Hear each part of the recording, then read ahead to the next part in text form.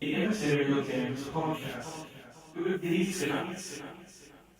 Let's move this podcast forward. This is the Immaterial Gamers podcast. Yes, it is. Hello, everyone. I feel like I'm on fire. You sound like you're on fire. You're like wafting into the mic. Yeah, someone's just went and Stefan's just spontaneously combusted. I wish. But, This will It'd be make more Stefan's sense last alive for podcast so long. before he burns to death tragically. While doing podcast, they find my remains with a headset just stuck to it. and a bit of green, just smoke, just go. And there will be a bit Yeah. of toothpick stuck between his skeletal teeth. Shut up. Got the toothpick. Yeah, Go my away. name's Ryan. I am the guide through the internet. And also You're the guy through the This internet. very narrow Yeah. window of the internet. Yeah. Just Oh, I was small- gonna say I need some help small- guiding it. the small subreddit of the internet. I'm actually so subreddit that You're a it just gets downvoted subreddit. everywhere. I am also Funky Purple Heinz Easy Squirt Ketchup. And, Don't with spell me- that wrong. And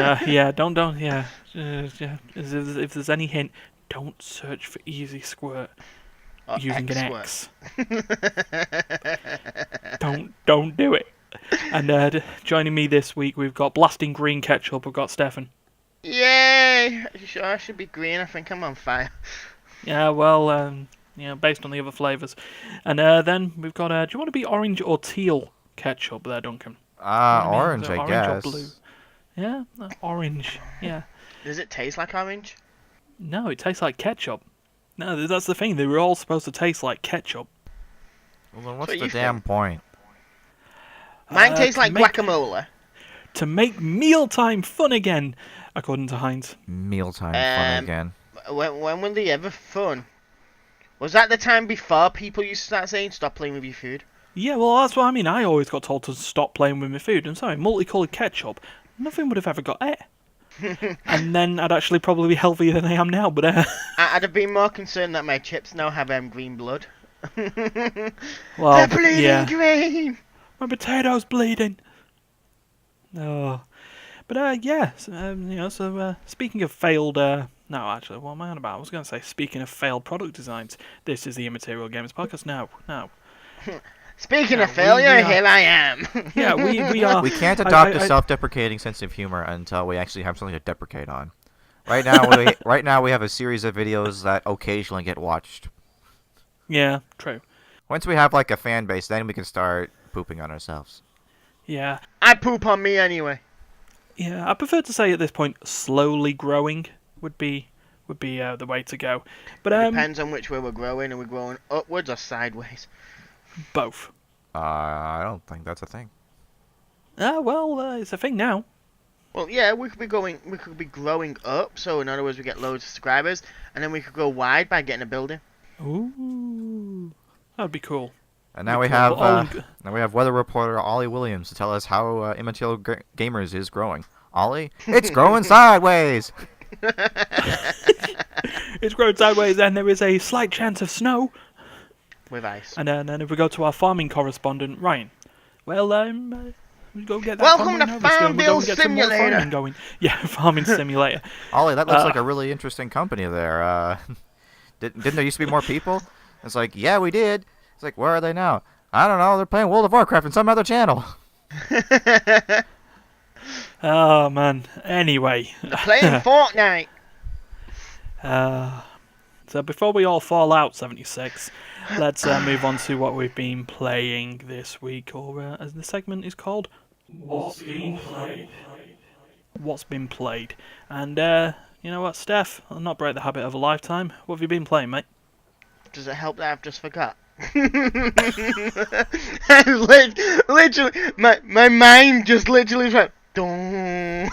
It's like, yeah, you were like purely confident that I asked you the question. You went, It's the heat stroke. The heat stroke from the fire is getting to him.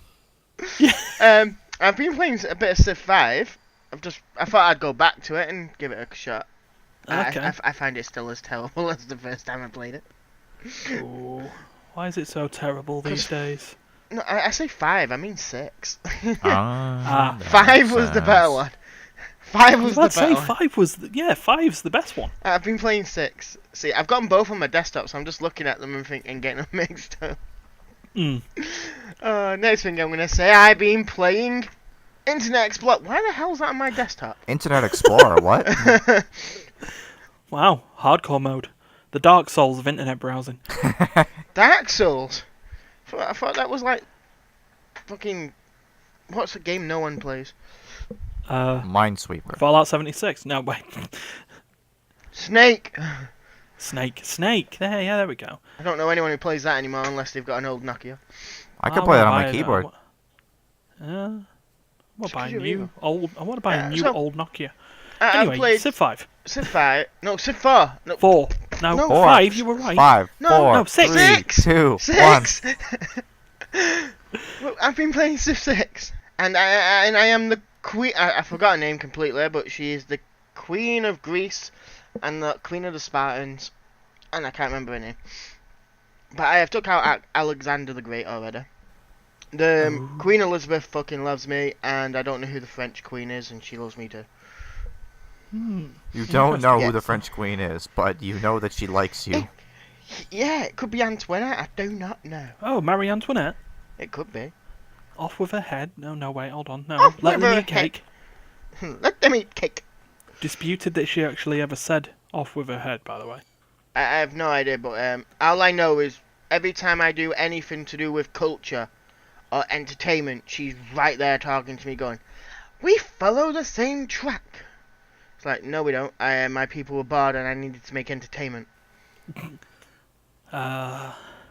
So weren't you talking before the podcast about you being classed as now as a warmonger? Oh yeah, one of my allies went, "We should go to war with Alexander the Great," and it was like, okay, I don't like the bastard, and he keeps on trying to nick things off me anyway. So yeah, I'll do this.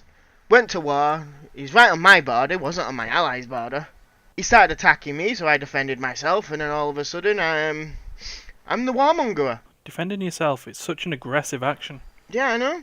Well, And then I mean, Queen- defending Queen- yourself to the point of eliminating another culture from existence is pretty extreme.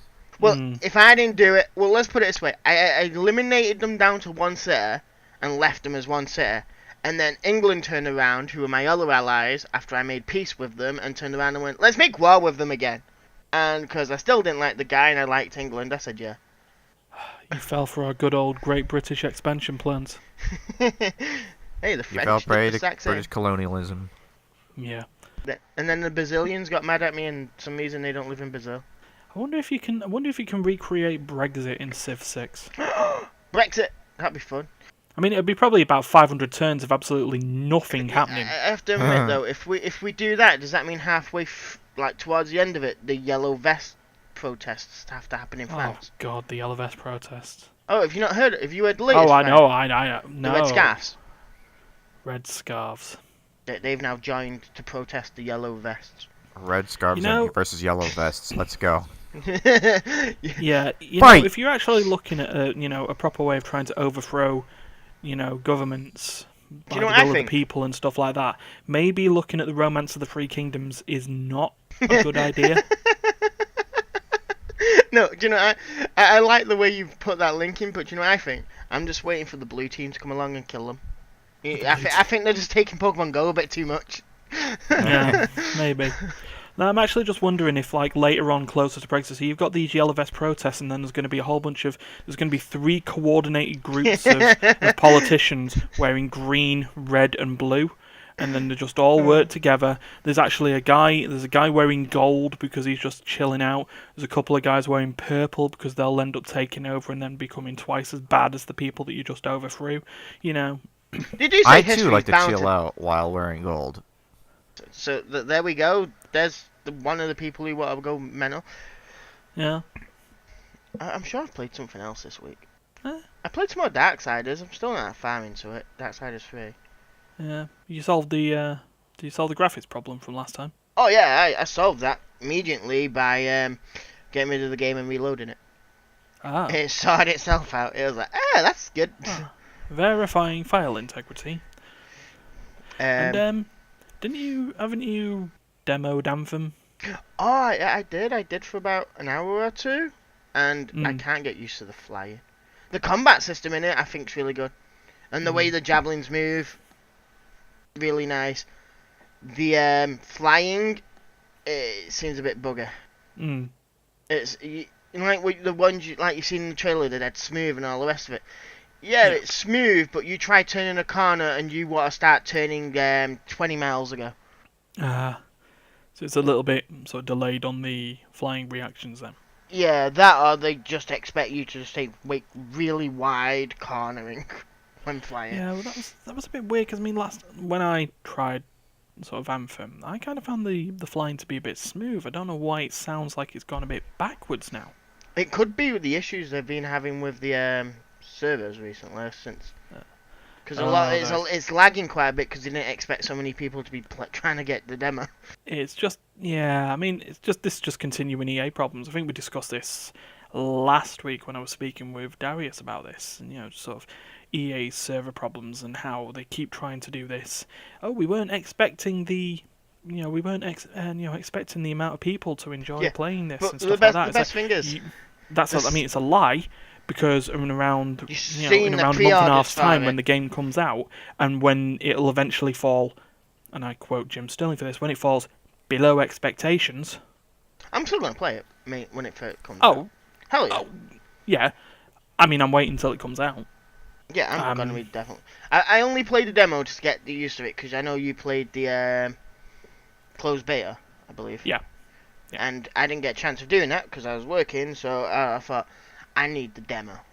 I thought, I'll get it. Tried it. I thought, okay, I need to get like a proper team for this because there was one guy in our team who knew perfectly what he was doing, and he was like different gear, different everything. It's like, okay, you've been playing the beta since it came out, mate. The other three of us that are in this team have not, and you've just basically just dragged us through this. Yeah, that being said, have you seen the ridiculously stupid release date chart that EA brought out? I know this is not fully news, but yeah. I have seen that. They tweeted it, didn't they? It was tweeted first. Yeah. Proudly tweeted the ways to play Anthem. And my. The one you've just posted is a bit small for me.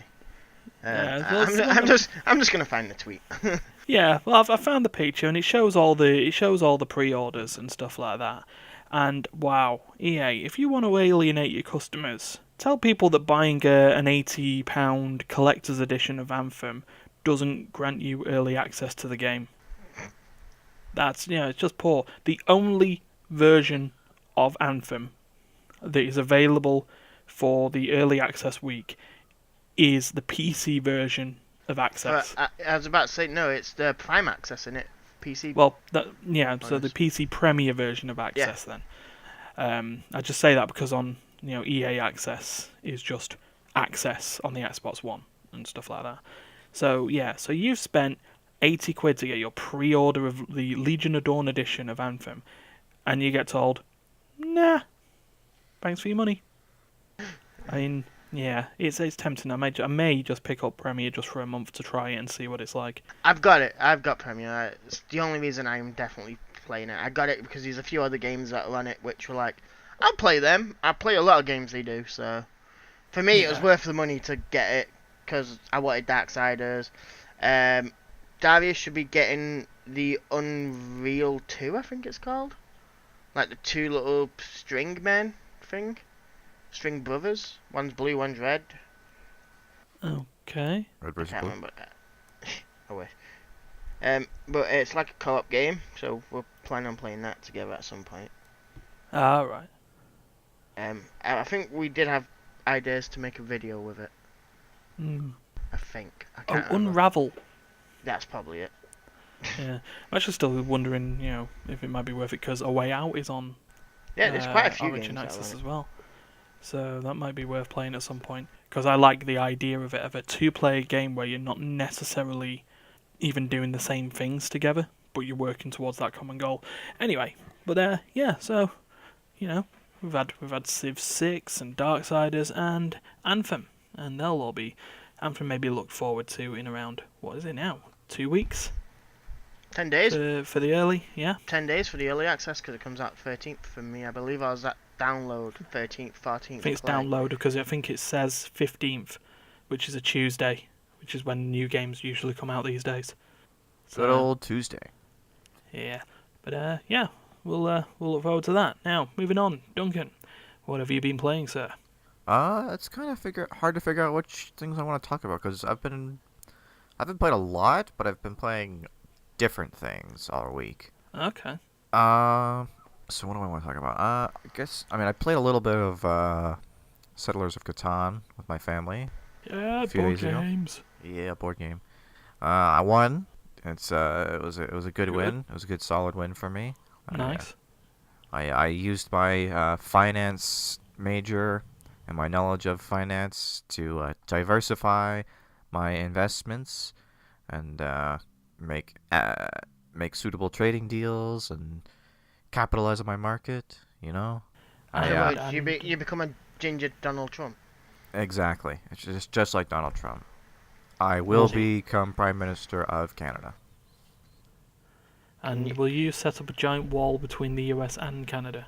You don't need to, they're already doing it, remember? We saw the advert for their candidacy for office. Yeah. I just feel it'd be a bit tough, of blocking the trade route between Seattle and Vancouver. I feel sorry though, if you do that, Terry will be out of a job. Yeah. Terry would definitely probably need another job. But yeah, it was good. I don't normally, normally when I play Catan, I build a lot of settlements and then I think about it later.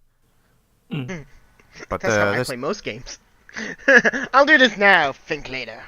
But this time I built my cities to get to get my resource collection up. I bought a lot of what are those cards called? The development cards, which I don't normally invest in very heavily. Normally my sister is like 100% development cards. I'm going to win the game by only development cards. Surprisingly, that actually works for her a lot. So I decided to get in on that action a little bit this time around, and it worked out for me. Nice. We've come up with an idea for Catan that we're going to try and implement the next time we play. We're going to try like a house rules edition. We're going to take the robber, and instead of him being a robber, he'll become Santa Claus. So here's the idea we have for Santa Claus for Christmas in Catan. Okay. Nice name for it, by the way. Christmas in Catan. So the robber normally, when he's on a tile, he blocks resource gathering from that resource whenever that number is rolled. Yeah. But what we're thinking in the Christmas in Catan version, instead of taking resources away, he gives resources. You actually get a +1 resource every time that number is rolled on top of what you would normally get. What a generous soul. Exactly. So you want the Santa robber near you. But now here's the twist. Normally, when you roll a 7 in Catan, you get to move the robber to a location and then take a resource from one person who is adjacent to that spot. Yeah. But what we've thought might be an interesting twist on that idea is because it is the season of giving, you instead give a resource to one person attached to that tile of their choosing. You're essentially like filling out their wish list, like a la Christmas. Yeah. And last but not least, instead of losing half your resources if you have 8 or more resources when a 7 is rolled, if you have 0 resources, you get +2 of your choice from the bank. Nice. So it'll be a very interesting dynamic, much more fast-paced game because you'd have a lot more resources on the board. Yeah. So we would have to increase the point limit. Nice one. So on the first day of Catan, Santa Claus gave to me 2 little sheep. Do you know something? I know nothing about that game, but all I do know is about it. It was in Super Fan Build. It's super what? Super Fan Build on Netflix. So they made a life-size Catan board then? They made a actual gaming top in the shape of one of the tiles for it. And then made it in the middle so it looks like an ocean constantly. So when you play the game and the tiles are on it, it looks like it's just surrounded by ocean. Yeah. So it's a good little. I think in board game terminology, it'd be classed as a Euro game. So resources, and filling out stuff. But yeah, it's interesting. We're gonna try and see how that works out. See if it's balanced. It's not, but it's fun. Yeah, it's a House different way of rules. playing it. Yeah, I think that'd be kind of an interesting idea for like a video series, like house rules. Like play conventional board games with unconventional rules. Yeah, I mean, people do it all the time with Monopoly. Yeah, exactly. It's like, Yeah. oh, is free parking gonna give you all the tax money? Yeah, in our house Do rules, you- yes, it is. Do Mine you it double does. your income if you land on go? Yes, you do. No, I don't play that one. If you go to jail, do you stay in jail for the remainder of the game? Ooh, here's a good one. No. Do you collect money if you're in jail? No. See, These are apparently my the house rules, official sir. rules are you do win it. Yeah, you do But in official I've rules, always you do. thought it would make more sense if you didn't earn your income while you're in jail. But it's more the fact even if you went to jail and you owned property, that property's still making money. So technically you're still making money, so you don't get to see it until you come out. Yeah. So the way I don't know if you watch Tabletop. Oh, I've watched Tabletop. How they were saying do not let the money go under the table to the prison. They had to stay on top, so basically they never saw it until they got back out. Makes sense. Makes very much sense. Yeah, I think that would be. So- I think that's kind of a cool idea. That would be. I think that'd be Yeah. an interesting idea. Maybe someday. Hint, hint, wink, wink. But hey, speaking of tabletop playing games, for real cash? So when we have real cash to play with, sure. Yeah, I don't know about you. I'm broke. I'm pretty much broke. yeah. S- Earning money by crypto mining. Who said that? Wait, what? But speaking of tabletops, I'm playing a game that's not really tabletop at all, but it has the name of a tabletop game. So I've been diving into the intriguing world of auto chess, which is a Dota 2 custom map. You can play in the Dota 2 arcade for free. Anyone who has a Steam account can play this game for free. Just saying. Yeah. I don't play Dota, so You don't have to play don't Dota. You don't need to know anything about Dota to play this game. Oh, thank Hell, you you for don't that. even really need to know anything about chess. Don't even need to know anything about I know about chess. chess. I'm okay at chess. I wouldn't say I'm perfect. I wouldn't say you're perfect either, because that would be impossible. Yeah. Any- Anywho. Anyway, auto chess. So basically, if anyone has ever played a game type called Lottery Defense in StarCraft, it's similar to that, only it's more in depth. Basically, every round you get randomly rolled a set of units that you get to choose from. You can, you have a certain amount of income that you use to buy these pieces, and then you use them to fight mobs in the first few rounds. You can have up to a certain number of pieces on the board depending on what your level is. So maximum level is 10. You start off with 1, and then like the first 3 rounds or so, you get a level every time. But after that, it slows down, and you kind of have to strategically plan out how your experience gains. So each unit has a race and like an archetype or job or whatever you want to call it. Like you might have like an orc who's also a warrior, or an undead who's also a hunter. And each race and archetype has its own like synergy, like it has its own like internal buffs and benefits for having other members of that species in your composition. Okay. And the more of each of those things you have in your composition, the more effective they are. Right. So a large part of the strategy is trying to figure out a balance between, trying to figure out a composition that works for you, where, you have so many of this race and so many of this archetype in your team so that they have benefits that, synergize and work together. You might focus entirely on one archetype and get major bonuses in that, or you might split it in half and get sort of half race, half archetype bonus. But what's really interesting is that there's only a finite pool of units to draw upon throughout the whole game. So, if you take one orc warrior out of the mix, that one orc warrior cannot be, rolled by anyone else, which means there will be less of them, and it'll be harder for other people to get it. Mm. So there's sort of this grand meta strategy involved in trying to pick archetypes that are not popular by, for other characters, or to even try and steal from other characters. Mm-hmm. So then there's that element. If you ever get 3 of the same unit, you can merge them together into like a higher tier unit up to tier 3, Yeah. and that makes them much much more powerful.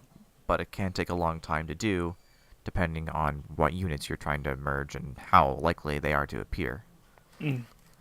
And there's a whole thing there's a whole element to the strategy where you can try and save money and earn interest. You get 1 interest per 10 gold.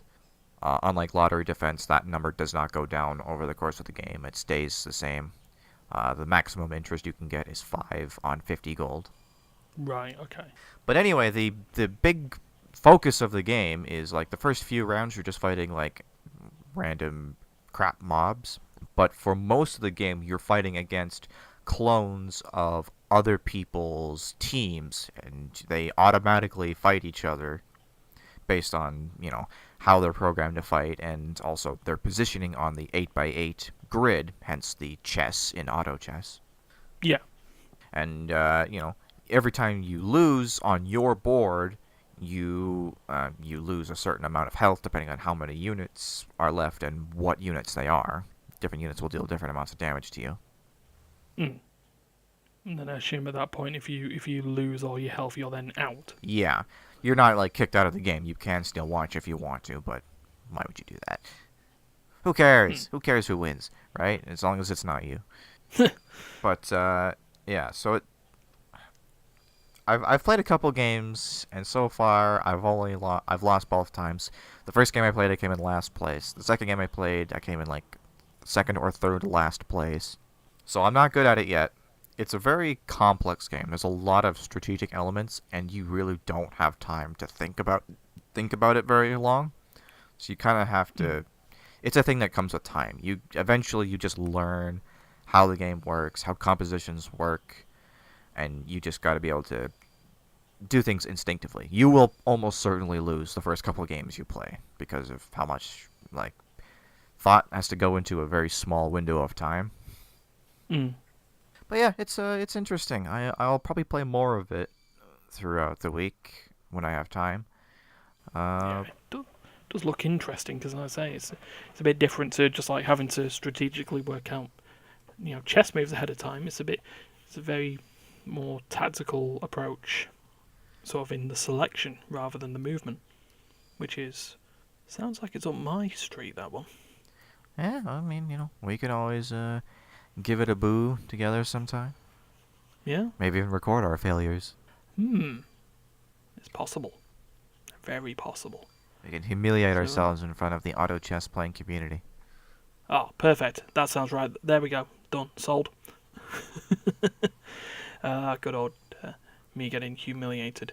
Yeah, cool. So that's what I've been doing. What we had. I'm sorry, go on. Sorry. I was just saying, that's what I've been doing. Close. Ah, fair enough.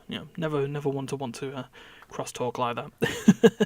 But yeah, so what we had here? Civ 6, Darksiders, Anthem, Settlers, and Auto Chess. And now we've got me, and the one game that I've really been playing over the past 2 days, and it's Steph would probably know, but a lot of people know I'm probably a rhythm game connoisseur. How are you now? I didn't know this. Yeah. Yeah. No? Yeah, so yeah, very got a history of rhythm games. From your expected Rock Band, Guitar Hero, to Awful. games like Frequency and Resonance, Amplitude, Res, Resonance of Fate? and Resonance of Fate is an RPG. I wish that was a rhythm game. That would be even better. But yeah, so I've got a lot. Played the quirky ones, and I'm now at a point. Even Tetris. Tetris is technically now a rhythm game. But yeah, there's one that I've been playing over the past couple of days called Aaero, spelt Aaero. Stylized to make it look like stylized to make it look like ether, so it'd be more Aaero. Aaero. I guess if you're looking at that sort of thing. But yeah, it's a little rhythm rail shooter, not so unlike Rez, by a two-man gaming studio in England called come on, Ryan, you remember? Come on, you can do it. Mad You can do it. Fellows. There we go. They're called Mad Fellows. Mad Fellows. That's a good name. Yeah, yeah. They're the purveyor of the finest games, according to their statement. They brought out two, both of them rhythm games. One was an iOS game called Synwave. But yeah. So this one is Synwave. You are, How do you spell that? S-I-N? SINE S-I-N-E. WAVE. So wouldn't it be sine wave? Yeah, sine wave then, I guess. Math Sine term? wave, sin wave. Yeah, like cosine. Yeah. Sine, cosine, tangent. Sorry, that was my total dance with you coming out there. And that's maths with Duncan, everyone. But yeah, so it's a rail shooter like Rez. So you start a stage, and you're flying around your little spaceship. It has to be played with a pad, and your left stick controls the movement of the ship. The right stick controls your aiming cursor, and it works in two ways. So there's the Rez style part of it. So there'll be enemies on the screen. You use the right stick to aim, and you push the right trigger to fire. You can lock on automatically to 8 shots, and then you push the button, and it'll fire them all. Pew pew. So that's like Rez, yeah. Pew pew, auto lock on, and it does the firing in time to the beat of the song. The second part of it is a sort of a tracing sort of game. So there'll be lines on the outside edge of this circle that you'll move the ship on, and that'll then make the beats of the song while you're playing through it. So in difficulties or higher difficulties, it'll combine the two. So you'll be having to move the ship and stay on what they call the ribbon, while also shooting enemies as they appear on the screen to stop your ship getting blew up. Well, that sounds. Oh boy, that's that. I'm not a multitasker. That sounds like a pain in the ass. Yeah, this game has taught me that multitasking is tough, but it's satisfying when it works. And it works in a way that everything like good rhythm games do. It works to the beat of the game, or to the beat of the music on there. And it uses, rather than sort of like the rock band stuff and uses all the heavy metal stuff, and Amplitude uses this full, drum and bass, electronic dance music stuff. This one uses more dubstep and drum and bass on there. Yeah. I'm just singing Love Shack. Fair enough. But they've got the thing that it has on it is it's got a fully licensed soundtrack as well. So it's like it's not a concept album like Amplitude was. So it's these songs where if you were big in the EDM scene, you'd know these songs straight off. I knew one. However, that didn't stop me from enjoying the game, and I love it actually. Did you I played it enjoy for 2 that one? days. Did you enjoy that one song that you knew? Oh, I enjoyed that one song and the others, even though I'd never heard of them beforehand. Neat. But yeah, I mean that's coming from a person who doesn't usually do sort of dubstep, drum and bass sort of music. Wow. Well, I mean, I'm not really into like pop or electronic music, but I really dug the World Ends With You soundtrack. So if we turn it into a game, sure, I imagine it'd be fun. Yeah, so it's really enjoyable. Like, it's got 3 difficulty levels on it, and it plays to a point where you do have to be concentrating, but get in the zone like I can kind of do on some of these rhythm games, and you just get into it, and it's it's been out for a year already though. That was the thing. It was about I think a year and a half. It was out on the PC and PS4. But it was one of my humble monthly games this month, and it's in the list that I now call "Why Have You Not Downloaded It Already?" Another game in that list is Yakuza 0, but anyway, that's an example. Well, you've answered that question. Yeah. The answer is I did download it.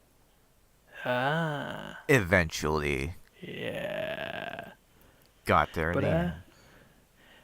But yeah, so I've been playing that, and that's 2 days, and I tweeted it earlier this morning, recording this on Sundays as we always do. This Sunday being, what are we on there? The 3rd of February. But yeah, had to tweet him. It was like waking up on a good start to any Sunday or any other day for that matter is playing this game and wondering why you didn't pick it up earlier. And yeah, but It's out everywhere, including the Switch. It came out just before Christmas on the Switch. Portable crazy dubstep fun. Very nice.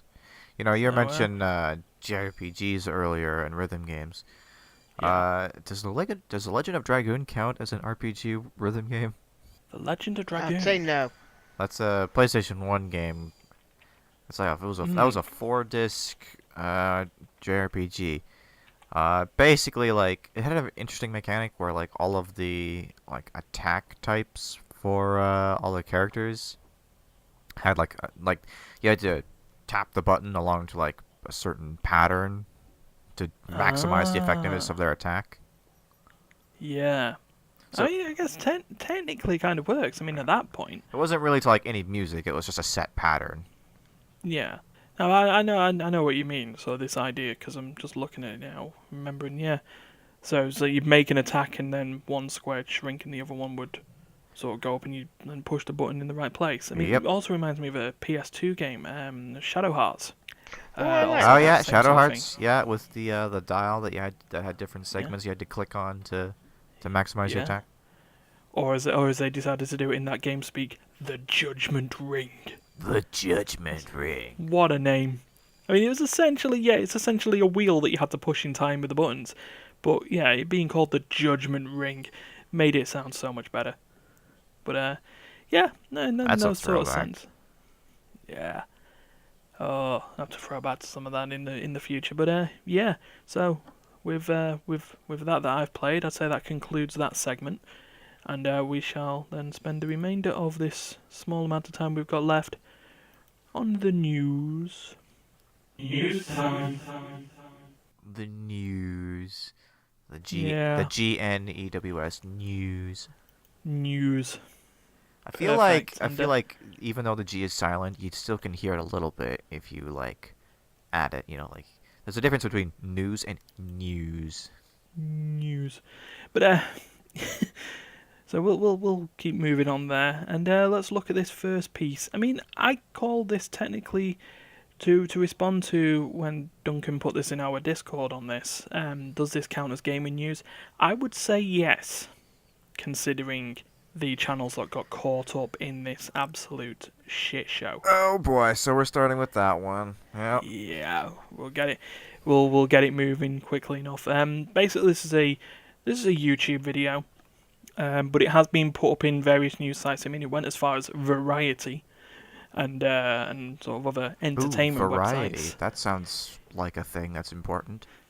Yeah, but so there used to be a multi-channel network by the name of Defy Media. Used to be They being the used to- key phrase. Yeah, they owned various bits, so they had their multi-channel network on YouTube, and they had channels such as Ormy, Smosh, others, but they also owned version 1 of the Escapist magazine as well, a gaming website, and yeah, when was it? Let's say about November last year, it just ceased to be. Is that right? Sounds about right to me. No idea. I'm Sounds- not really sounds- that open to this one. Yeah, but Well, sit back yeah. and learn. Yeah, so there was a video by what's his name normally, Matthew Patrick, Matthew otherwise known as Patrick. Matt Pat. Also known as Matt Pat, the creator of the Game Theory and Film Theory YouTube channels, two really Yeah. big entertainment channels on YouTube. Yeah, and now let's just say we're not, I'll go on this. He's Matt Pat. I subscribe. I watch his stuff. He's still considered a controversial figure on YouTube, as of only a couple of weeks back, regarding crediting fan-made games. But that's not what we're talking about. Honestly, Because I mean, yeah, nothing should screw someone over like this. Sorry, go on. yeah, I just on that tangent of just like, yeah, honestly, that I think that's a little bit of an overblown controversy in the first place. Yeah. I honestly think that if that's the most controversial thing that a person has ever done in their career, that they should be proud of that. It's like they misquoted a dude's name and, maybe didn't quite get the information right, but he still linked Yeah. everything in the description. Everything was still perfectly discoverable. I don't really Yeah. think there was need to be any big deal about it, but anyway, you could look up the Matt Pat controversy if you really need to know more about this story. We're talking more about this story. Yeah, which is the fact that when Defy Media went under, they basically took the money and ran in the process. But basically, it's like, my understanding is that, like, they were going under, and like they knew that this was going to be happening, and but they can still continue to take, service fees and all that. And when the company went under, I mean, YouTubers being what they are in the legal and cultural scheme of things, they get put way at the bottom of the, payback priority list. When declaring bankruptcy, all their debtors and creditors are going to get paid out first, and allegedly the channels that were serviced by Defy Media lost a combined total of $1.7 million US. Yeah. As a result of the service fees that were paid, with this company, that essentially provided them no service for that money. Yeah. I mean, this is the thing that's come up in the video. Matt Pett explains it himself on there. The sort of on the basic side of things, it's very basic. The multi-channel network just made sure that they sorted out the ad revenue and stuff to pass it through to any channels that were on their network. They'd take a little bit of a cut as a service fee, and then the rest would end up to the channel creators and owners, respectively, from there.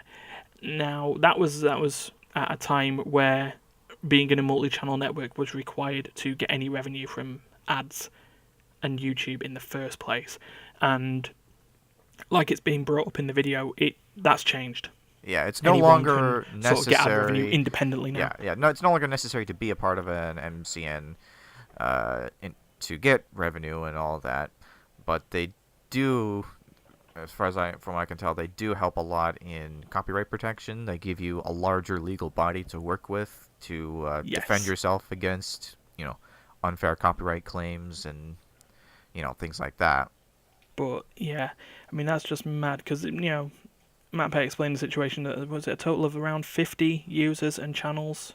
Yeah, about that. A part of this, which is basically now turned into a class action lawsuit from what's basically happened there in trying to recover this $1.7 million US back. To put that into perspective, I had a person in the comments do the math. Not that this is even hard math. I could have done this in my head, but just I may as well give credit where credit's due. If you assumed that everyone had put an equal contribution towards this money, which obviously is incorrect, but because some channels are bigger than others. But if we were to just simplify the math and say all 50 of these people put in roughly equal contribution, to this $1.7 million, that comes out to about over $30,000 per person US, which is this is like living wage for lower middle income people. That's a year's income for 50 middle income people. Yeah. And that's pretty substantial. Yeah, that's massive. And that's people losing money for signing up to a service that basically gave them copyright protection and not much else. Yeah, really, and it's even like then, they didn't copyright really. protection is not guaranteed. Yeah, and it's like I've even heard examples of people as individuals fighting back against these copyright suits and winning. So it's like you really wonder what service they're providing them at all that justifies that value, that $30,000. Yeah, true. And that's gone to things. So the big thing that came up in this video and in the Variety article that I read at the time, you take into account something like Smosh, which has been around since, I'd probably say since YouTube. Definitely early days of YouTube. Yeah, and they came out of that with nothing, zero, zilch. Yeah, wasn't one of the two guys? He's like out of home now. Yeah. Ridiculous because they bought stock on the promise that Defy would go public, and it never happened. They managed to basically screw people out of, a fuck ton of money. Oh my god! And the fact that they dropped I mean, I look at this on the other side because my sort of watching experience with Defy was twofold, really. There was the Army channel on YouTube with Man at Arms, and at that point, thank God they got picked up by the El Rey network. And, and by extension, the History Channel in the UK. And the Escapist magazine. And Defy seemed to have a big thing of buying up stuff with money they didn't really have and letting the stuff rot. Yeah. And sort of, I guess at that point, it's a warning for content creators everywhere, not just sort of gamers and stuff like that. Just be careful. Yeah. Really be careful about what kind of people you're signing up with. Read your contract very thoroughly. And anytime a company that you are wholly owned by releases, financial statements or relevant information, make sure you very clearly read what is going on behind the scenes. Because if you don't keep yourself informed, you'll end up getting screwed. Oh, yeah. Yeah. I mean, I can't say this. We can't say there's any pressure because we're not signed up to any. But at least we now know the warnings that other people have had. Yeah, no, it's unfortunate that large popular entertainers who we all watch and enjoy have to suffer this way as the warning shot for us as upcoming creators. But at the very least, the hope is that the next generation of creators will be more well informed and more aware of themselves and maybe not get stuck up in these traps. And who knows, maybe the companies that we end up working with in the future will have a bit of a history to refer to and think, oh, let's try to be a little bit less shitty than that. You never know. Yeah. That's not always guaranteed, but at least if they're not different, then we will be, and that's important. Yeah, it's absolutely true. So So as we move on from there, Steph, I know you've not been around for a bit and listening, but you've been listening through that. Can you do me a favour? Could you just take the number off the Bethesda days since last incident counter, please? Oh, I already did that. Thank you. Because we are now back to 0. Yeah, we're about to... What did they when, do? I didn't read this one. I gotta be honest. I was busy before we started recording. So, yeah, Darius sent me this one from Kit Guru, but it's also been around all the gaming sites. Jim Sterling brought this up as a funny one as well. Bethesda released a patch for Fallout 76. It was a hot fix. Issues. Yeah. But what happened to those issues? That's right. The old ones came back. Yeah.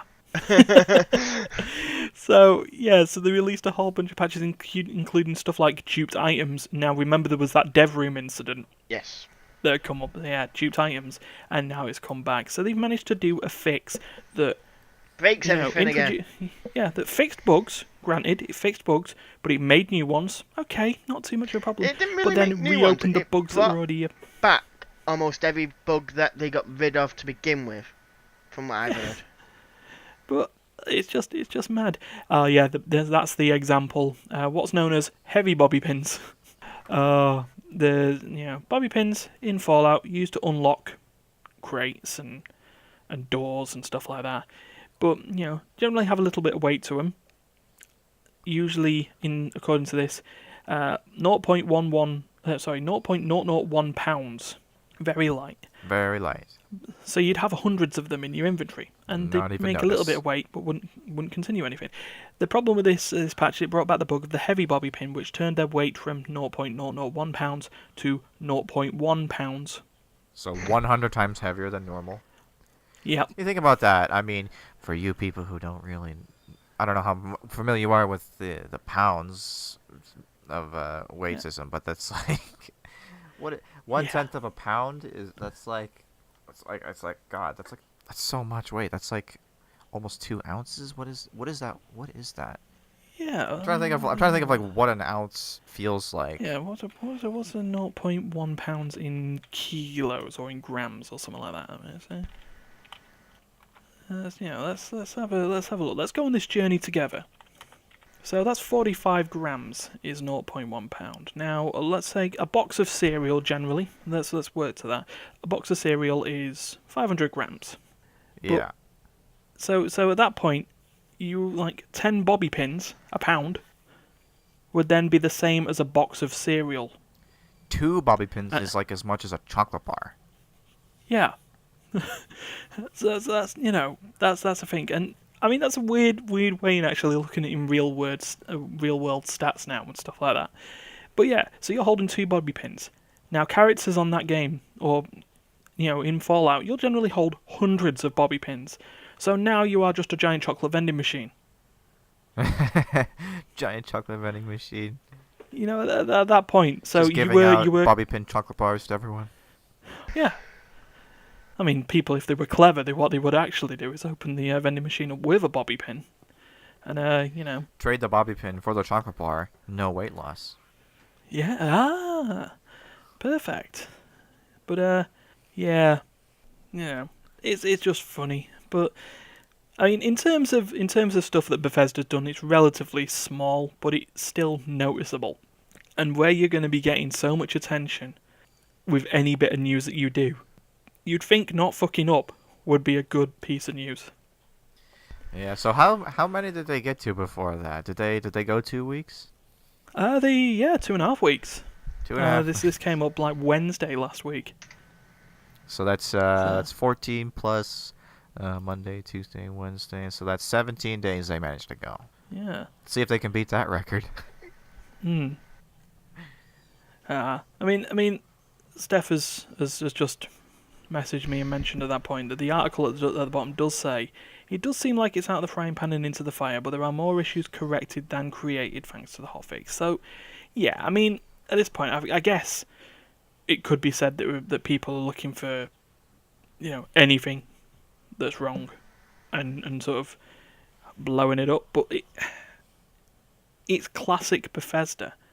And now a few years ago, where that was considered a sort of an endearing trait in the generation of the game industry, now it's just, oh look what Grandpa's Bethesda's done again. Bethesda's gone senile. It's just losing itself. He's built himself the IKEA table, but he's now ended up with 50 times more screws than he actually had in the box. See, I may be wrong with this, but I'm sure a few weeks ago it was put on the thing that one of their employees tweeted that Fallout 76 was going to go free to play, but it was instantly deleted and was classed as a rumor. Yeah. And everyone, some people got screenshots of it and blah blah blah, and it went around, and they were going, no, that it was so-called an employee's account, and it went around, and all they did was turn around and go, it's not going free to play. And that's all he would say, and people were like, if it ever goes free to play and I've just paid this much for this game, you are giving me something more than the crap that you would probably offer. They'll probably give him a nylon bag. Fucking nylon bag. Did they fix that thing? It's like thanks for buying the paid copy of this game. Here's a nylon bag as a reward. Yeah. It's like no, the currently at a 6-month turnaround for nylon for the canvas bags now. So what happened when went free to play? You mean Elder Scrolls, by any Yes. chance? What did people get for who bought that when it went free to play? I haven't Nothing. played it in ages, so I have no idea. So Nothing, because you were paying a subscription for a service. Like True. businesses are going to give you that money back. You But did get with you did get a bit of a uh, bonus for it though. with You what got they call it, something. Tamriel Unlimited, I think it's still subscribable. It's like a lot of the other free-to-play RPGs. It's like that started off as a subscription base. If you subscribed, you'd get more access to stuff. So Same a with bit Star like Wars did that. RuneScape did, where you had the free part of the world and then you had the members world, where there was like a whole side of the map you couldn't get to unless you were just paying monthly to get into it. They restrict it in other ways. Like if we take Star Wars: The Old Republic as an example, the way they restricted it is that you had full access to all the planets and the storylines and everything like that, but you were limited on the amount of dungeons you could enter a day, the amount of space missions you could do a day, and so on and so forth. So, like, if you were I think it might have even been a week. So flashpoints, the dungeons in the Old Republic, you could do 3 a week, but a subscriber could do it unlimited. I still prefer the way like RuneScape did it, where they just kind of separated the world a bit. I guess some places didn't want to do that sort of segregation on there, but then it wasn't really like that big, because anything they had to do, anything they got on the side of the map where other players couldn't get, it wasn't like a complete downside for them, because if they went to a world which, let's say, because there was member worlds and there was free worlds, but if a member went into a free world, their member items wouldn't work. So right. they couldn't have the upper hand, go, oh, I bought all this really good gear from a member world.